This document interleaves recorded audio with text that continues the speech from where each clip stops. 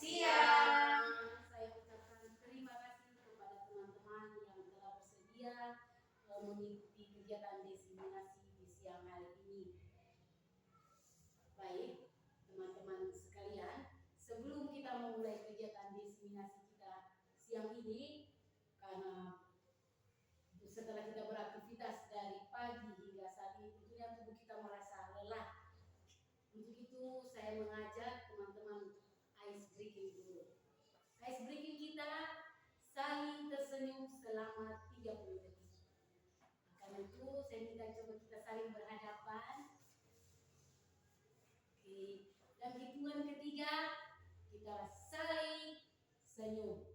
1, 2, 3. Iya, luar biasa. Setelah tersenyum tentunya sudah semangat kembali. Benar atau tidak Bapak Ibu? Benar. Oke, baik, kita lanjut. Kegiatan siang ini adalah diseminasi budaya positif. Ini salah satu tugas dari calon guru penggerak, mengharuskan kami untuk mendiseminasikan modul 1.4 yaitu budaya positif. Baik, kita lanjut.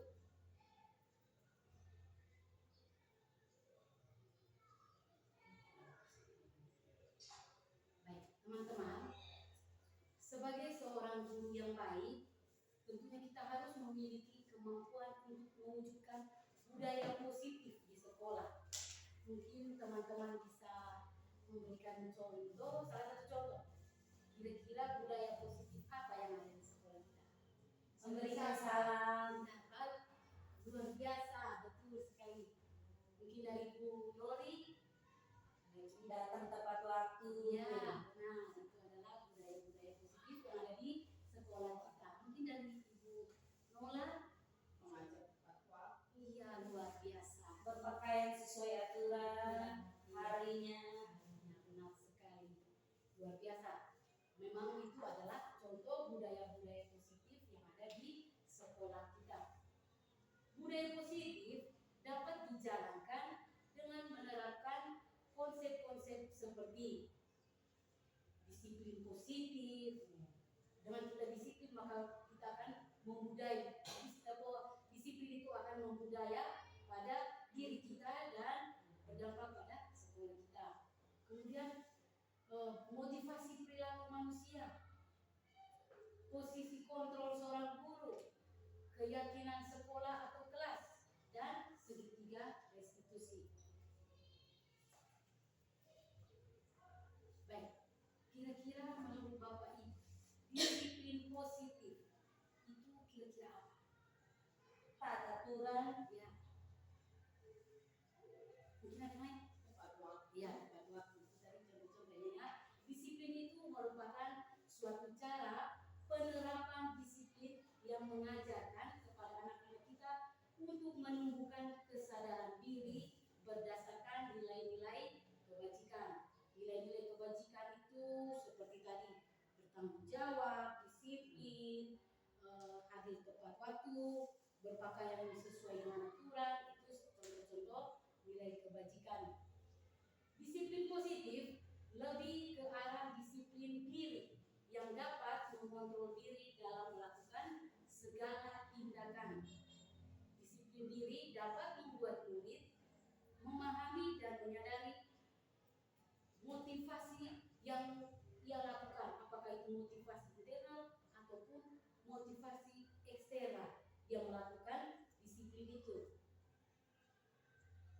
Baik, di sini motivasi perilaku manusia melakukan disiplin positif tadi itu terdiri dari 3 motivasi, yaitu orang itu melakukan disiplin itu ada 3 motivasi yang membuat dia melakukan disiplin itu. Yang pertama, dia melakukan disiplin itu untuk menghindari ketidaknyamanan atau hukuman. Dia takut hukuman maka dia berbuat disiplin.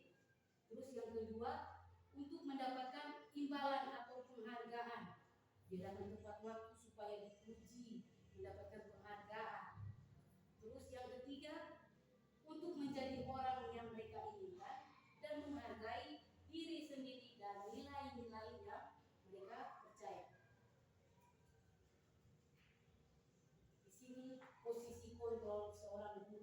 dalam mendisiplinkan, dalam membudayakan disiplin positif. Di sini ada guru itu sebagai penghukum. Terus yang kedua, guru sebagai pembuat merasa bersalah. Ketiga, guru sebagai teman. Yang keempat, guru sebagai pemantau. Dan yang kelima, guru sebagai manajer. Posisi kontrol seorang guru. Di antara kelima posisi kontrol tersebut, sebaiknya seorang guru menggunakan posisi kontrol sebagai seorang manajer. Sebagai manajer itu, guru dapat berbuat sesuatu bersama murid, mempersilahkan murid bertanggung jawab, dan mendukung murid agar dapat menemukan solusi.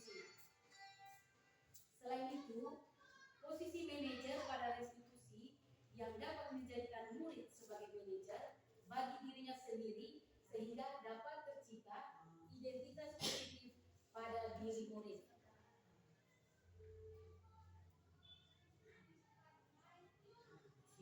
Untuk menciptakan budaya positif itu kita bisa membuat dengan keyakinan sekolah atau keyakinan kelas. Di kelasnya Bapak Ibu mungkin sudah mempraktikkan cara membuat keyakinan kelas. Dalam keyakinan kelas, guru berperan dalam mewujudkan keyakinan kelas itu antara guru dan murid, yang anak-anak, berdasarkan hasil kesepakatan. Hasil kesepakatan itu yang akan menjadi keyakinan kelas di dalam kelas kita. Kombinasi budaya positif kita pada siang hari ini, dan selanjutnya kita masuk pada sesi tanya jawab.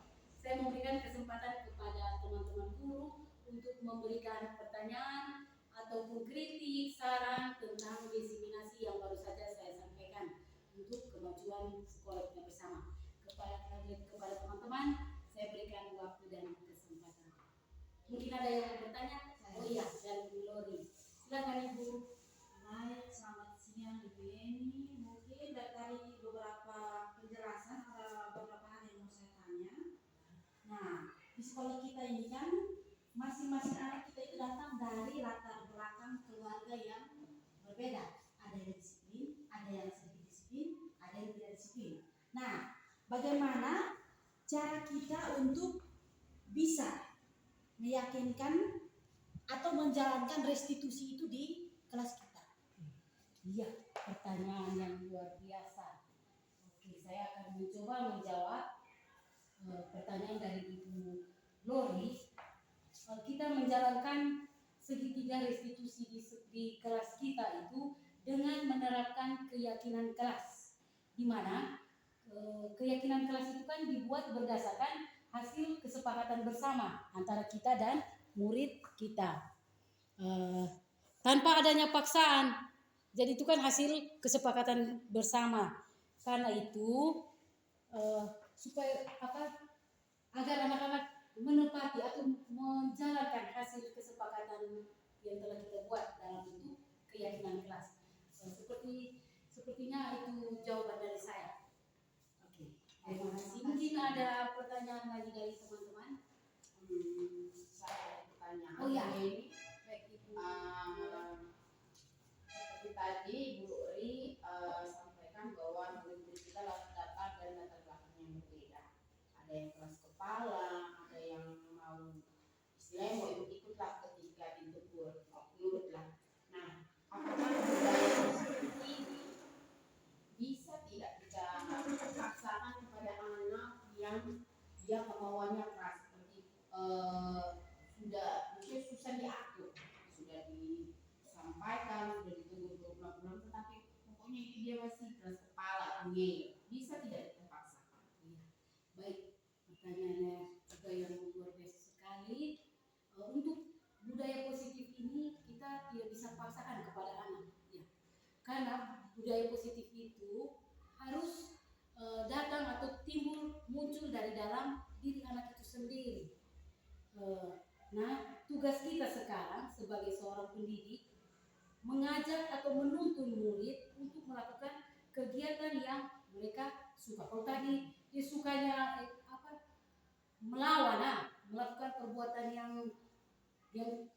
melanggar aturan secara berulang-ulang. Itu kita tuntun dia bahwa perbuatan yang ia lakukan itu berdampak negatif untuk kebaikan dirinya di masa yang akan datang. Seperti itu jawaban dari saya, Ibu. Oke. Baik, demikianlah sesi pertanyaan kita, dan saya kira kegiatan diseminasi ini sudah pas, dan saya tutup kegiatan ini dengan ucapan terima kasih.